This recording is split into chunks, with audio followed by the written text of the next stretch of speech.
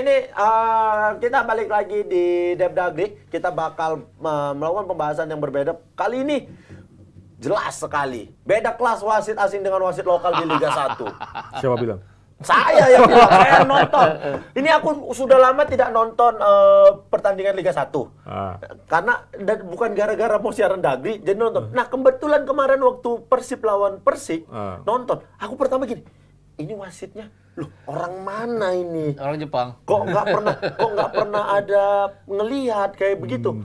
Ternyata itu wasit, baru tahu ternyata itu wasit asing. Nakamura ya? Nakamura dari Jepang. Dan ini wasit benar-benar ketika nonton ya, inilah salah satu sosok pemimpin di lapangan yang baik kayak begini. Dan ini harusnya Om bisa jadi contoh untuk wasit-wasit di Liga Indonesia.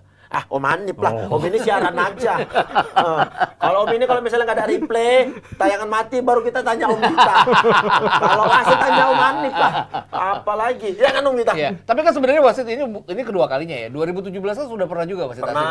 Wasit asing. Wah, bahkan dulu LPI pakai wasit asing juga. Iya, dan sebenarnya kan kita baru dapat contoh 1 week dalam 2 pertandingan ya. Kita harus lihat wasit asing berikutnya kalau memang tetap ada. Karena waktu 2017 kan wasit wasit awalnya kan oke-oke aja, tapi kan di kemudian ini kan ada aja error yang mereka lakukan. Cuman kepercayaan masyarakat terhadap wasit asing itu tinggi gitu kan. Betul. Pemain juga respect. Kemarin ada contohnya waktu lawan Persib.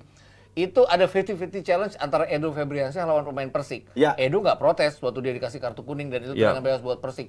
Kalau di Liga itu dia bisa protes itu karena ketidakpercayaan mungkin dengan wasit. Gitu. Bener, makanya... Jadi kemarin menarik nih, yang Persib lawan Persik. Kebetulan saya diajak temen di London ya. Terus ada yang tanya gini, ini wasit di Indonesia tiap kali datang ke stadion dikawal sama polisi. Saya jawab, iya. Yang tanya Nakamura. Karena Nakamura tidak nonton pertandingan-pertandingan lain. Di Liga 2 ada wasit masuk dipukul biar tahu Nakamura ya. Jadi makanya dikawal polisi. Pertandingan jam 7 malam. Jam 4 sudah sampai stadion. Begitu datang, dia masuk lapangan, injak rumput, ngukur kedalaman rumput, dia muter sampai gawang, dihitung sama dia. Sedetail itu. Ya. Dan dia tahu, itu kan asisten wasit datang sama nggak? Bareng, masih bareng. Saya kira telat kebiasaan. Itu yang bentar lagi lah gitu kan kebiasaan. Yang dia kaget itu, di Jepang tidak pernah ada wasit masuk stadion dikawal oleh polisi. Dia dibandingkan sampai segitunya. Terus begitu mau kick off, cara dia melihat pemain beda banget. Yeah. Sulit juga kalau nyamain dengan Jepang ya. Di Jepang dompet ketinggalan di tempat umum juga nggak hilang dompet itu. Yeah. Dan di sini juga nggak hilang Om, dompetnya, duitnya hilang. Dan respect pemain ke wasit beda banget. Iya, benar. Jadi ketika ada yang cedera, ada yang jatuh, dia dekat, dia tanya. Tapi pemain lain nggak ada yang berani. Ya, karena jadi memang sangat beda sekali. Benar, karena memang terlihat jelas tegasnya. Kita bisa melihat ini wasit memang tegas. Dari gestur juga dari gestur apa. Makanya kalau wasit itu menjalankan tugasnya dengan baik, otomatis semua pemain pasti bakal menghargai wasit tersebut.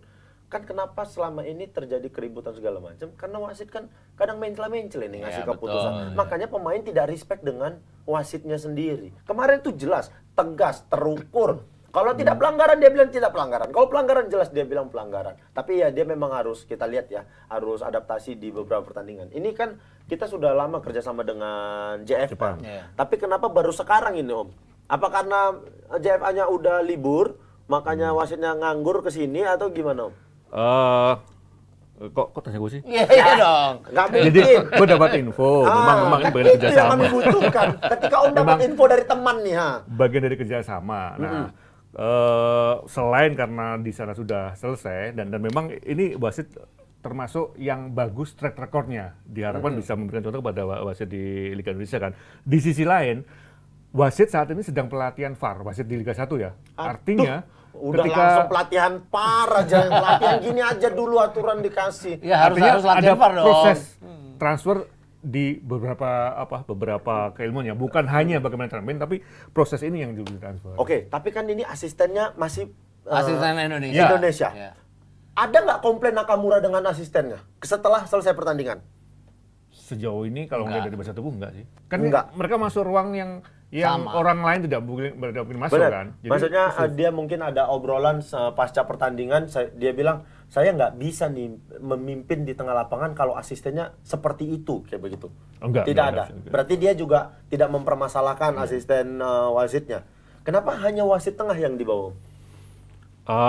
Kalau itu pertimbangan yang paling tahu dari komite wasit PSSI lah. Apa semahal itu? Nggak tahu juga harganya berapa. Masa sih Om Hanif nggak tahu?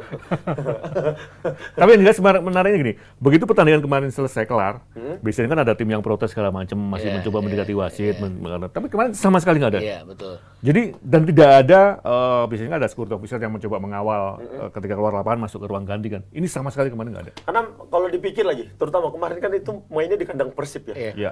Potensi untuk terjadi chaos.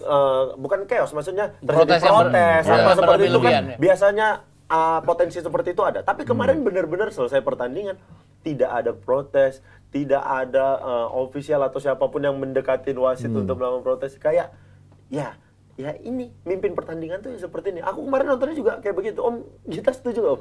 Kalau gue lebih melihatnya adalah ini ya, trust terhadap wasit ya. Iya. Kadang-kadang kan kita agak bingung apakah wasit kita tidak punya knowledge terhadap update law of the game atau memang mereka sengaja melakukannya karena ada sesuatu dan lain hal.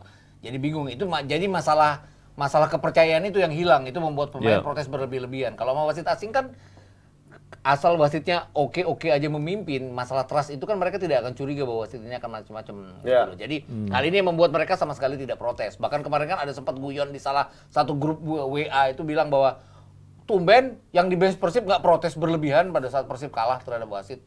Ya mungkin karena percaya bahwa kepemimpinan wasit ini oke. Ya. Atau mungkin ya waktu itu sempat bercandanya adalah yang di bench Persib nggak bisa bahasa Jepang atau segala macam gitu. Bercanda seperti itu. Tapi kalau yang kita lihat di pertandingan ya memang wasit memimpin dengan sangat baik kemarin. Nah, mereka dikontrak berapa pertandingan, Om? Lagi-lagi komite wasit PSSI yang tahu. Tapi yang jelas pekan ini 2 nama ini bertugas lagi. Iya, betul. Tapi kan mereka turun 3 kali libur kan? 3 kali libur panjang. Gitu. Ya tapi mereka tidak dikasih tahu berapa lama mereka dikontrak untuk memimpin pertandingan di Liga Indonesia. Belum ada informasi detailnya. Belum ada informasi detail berarti. Mungkin yang harus dipikirkan adalah pada saat setelah nanti Piala Asia kan VAR dimulai itu kan ya. Nah, VAR dimulai itu kan mungkin aja harusnya ada wasit asing dulu yang memimpin di VAR buat contoh kita. Wasit yang sudah sering menggunakan VAR mungkin ya selama ini. Kan rencana VAR nanti pekan ke-24 kan di bulan Februari. VAR itu di pekan ke-24 bulan Februari. Ini pekan 23 nih minggu ini. Berarti begitu masuk tanggal itu kita sudah pakai VAR. Nah, update-nya sudah sampai mana nih? Om, kita dulu. Terkait sudah ada pelatihan kan sekarang terkait ini VAR ini terkait tayangan ya Om ya. Berarti itu dibutuhkan sebuah sinyal yang baik untuk kalau ngacunya ke Piala Dunia kemarin kita kan pakai 13 kamera. Satu kamera itu beauty shot jadi tidak dimasukkan ke dalam replay. Otomatis tidak bisa masuk ke dalam VAR. Jadi 12 kamera yang lain yang berfungsi untuk VAR. VAR-nya FIFA tidak menambah kamera sama sekali. Jadi mengandalkan kamera kita. Kita kirim ke ruangan VAR. Di ruangan VAR itu ada 2 wasit dan 1 operator. Operator replay. Operator replay itu yang mengolah dengan permintaan dari wasit ini. Nah, wasit ini juga yang menghubungi wasit di lapangan bahwa lo cek VAR dan segala macam. Saat ini pelatihan itu dilakukan wasit-wasit Indonesia. Ya, jadi Oke, udah pesimis aja. Aduh. Tapi kenapa? Underestimate sih. Iya, aku kalau urusan wasit underestimate aku. Mending dikasih pelatihan dulu tentang law of the game. Nah, wasit Indonesia kan dia kan yang tahu rules of the game-nya. Dan operator itu yang tahu bagaimana menggunakan VTR. Teknikal lah ya. Bener. Mereka harus bekerja sama lah.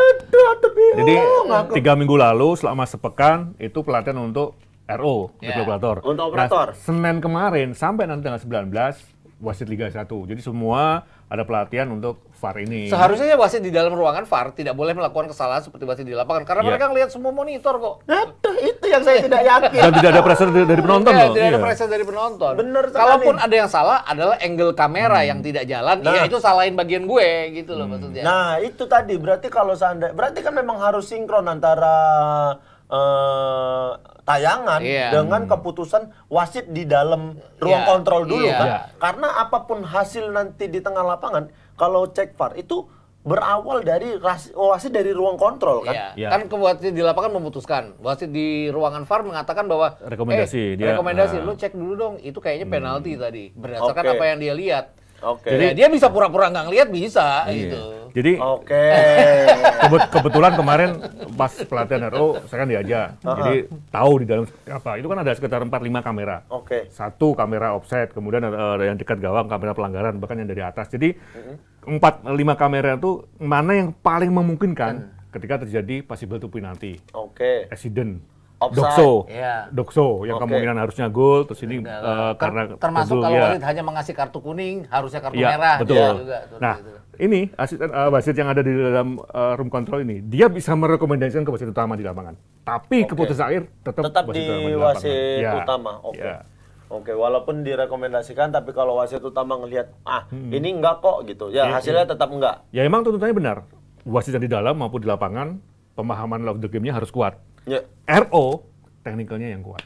Karena memang itu juga dituntut penonton yang sabar ya. Kadang-kadang kadang-kadang review itu kan terjadi 1 menit atau 2 menit setelah kejadian. Nah, itu yang penonton kan apalagi sekarang kan supporternya kan supporter tuan rumah ya. Kalau tuan rumah yang kena penalti misalnya, semenit yang lalu kok tim gua aman, tiba-tiba gua kena penalti gitu kan. Itu makanya VAR ini kan boleh digunakan, tapi kita semua pelaku pecinta dan semua penggemar sepak bola harus sudah siap dengan VAR ini. Karena ini adalah salah satu teknologi yang mungkin bisa membantu sepak bola kita jadi lebih baik. Tapi ini bisa jadi bumerang juga kalau kita tidak terima dengan hasil keputusan VAR ini tersebut. Kayak kemarin lagi bisa dibilang wasit kenapa aku underestimate. Kemarin ada pertandingan antara Deltras lawan Persipapati kalau nggak salah. Itu sebelum gol Deltras ada pelanggaran. Pemain Deltras menyikut pemain Persipapati. Kemudian pertandingan dia crossing gol Deltras. Setelah gol Deltras, wasit tengah komunikasi dengan wasit di pinggir. Pemain Deltras yang melakukan sikut di kartu merah karena pelanggaran. Lah harusnya kan pelanggaran ini. Kenapa udah gol baru dia kasih kartu merah? Ini kan pemahaman yang loh, kau kayak mananya? Kok kalau kau kasih berarti ini tadinya pelanggaran. Dan tidak gol. Ini VAR bisa merevisi itu. Bisa. Benar. Tapi kan ini nggak harus direvisi, dia harusnya bisa mengerti. Oh iya, kau kartu merah, golnya tidak sah, ulang dari sini pelanggaran. Tapi ya makanya kayak contoh kemarin di final Prancis Jerman U17 kan sempat delay 4 menit. Karena memutuskan apakah ini penalti atau akhirnya penalti kan. Dan mudah-mudahan nanti netizen juga memahami di awal pasti masih ada bukan kelemahan tapi hal yang perlu diperbaiki lah. Contoh Vietnam kemarin sempat 13 menit kan, yang akhirnya netizen dalam tanda petik nggak sabar kan. Tidak untuk kemungkinan seperti itu terjadi loh. Kayak kemarin di JIS juga Brazil lawan Inggris under 17 ini. Benar. 1-2 menit setelah insiden terjadi, wasitnya menghentikan karena lihat. Dan itu ngelihat VAR-nya tuh ada kayak 3-4 menit mereka. Penonton udah semua. Wasit sih nggak bergeming ya, terus dia belakang dia bilang itu penalti.